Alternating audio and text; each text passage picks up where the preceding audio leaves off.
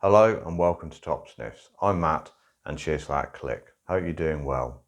It's been a little while since I've done a video, so apologies for that. I'm trying to get back into doing them a bit more regularly, and as we're starting to get into that springtime season, I'm going to try and get out and do a few more videos, especially the sort of the greener, fresher, more traditional fragrances I enjoy. But what I do, I thought I'd kick off with a comparison of two fragrances I've had for some time, tell you the differences and see whether or not they'd be sort of interested to you or not. They're both from the same house, they're both EDP concentration, and they're both from Boucheron. The first one I've had probably the longest, which is the Pour Homme version. Absolutely lovely fragrance.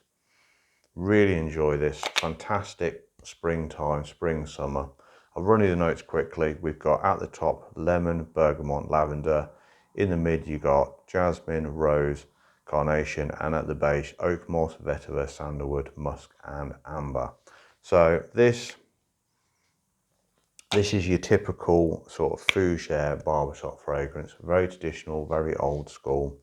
Definitely leans a little bit more sort of daytime, spring, summer. It works fantastic. All year round, I think this is great. But yeah, formal, you can easily dress this one up, but it really is a go-to me for sort of work. Easily stick it on and it'll last a day. Quality as well, fantastic with this one. So lasts a good day, 8 hours plus, projects nicely, pulls off the skin, and lovely sillage. So absolutely fantastic fragrance. One I go to quite often, especially springtime. Lovely fragrance.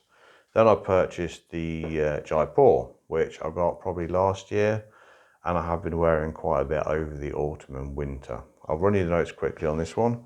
We've got at the top lemon verbena, in the mid you got cinnamon, nutmeg, and at the base vanilla and wood. So this is very different to the Pour Homme. First with this you get sweetness, definitely. Sweet, thick vanilla pod. Got lovely sort of rich black vanilla pod, sort of Christmas spice, cinnamon, nutmeg. You get a sort of a Chinese 5-spice note to it as well. Coriander, mace, and clove. So this one is real spice bomb compared to the original Pour Homme. The dry down, more of the floral notes come through. The sort of muskiness, it is slightly powdery, but only a touch, probably from the vanilla. The rose, obviously the floral notes, and a clean white musk. So this is very different to the Pour Homme.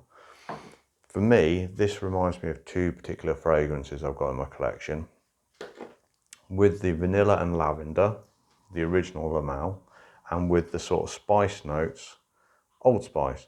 So if you like these two fragrances and want something in the winter time and autumn time, so cooler days, cooler evenings, the Jaipur would be a great one to go for. I would say out of the two, I do prefer the Pour Homme, simply because I can wear this more often. It's great in spring and summer, but all year round. This does lean a little bit more sort of cooler autumn and winter, sort of winter days.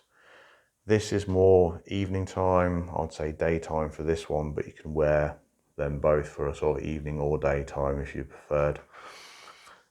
Performance wise, I would say the Pour Homme has it just edged out over the Jaipur. This lasts a good 8 hours, projects nicely, lovely sillage. This sits a little bit closer to the skin. It doesn't project as much, and I'll probably last a little bit less, not much, sort of 7 hours off my skin, but it's not quite as sort of a decent performer as the Pour Homme. Quality wise, I think they're both high quality, and I think for the money, £30, so £30, $30, great bang for your buck. North of 30, something for work. These are fantastic.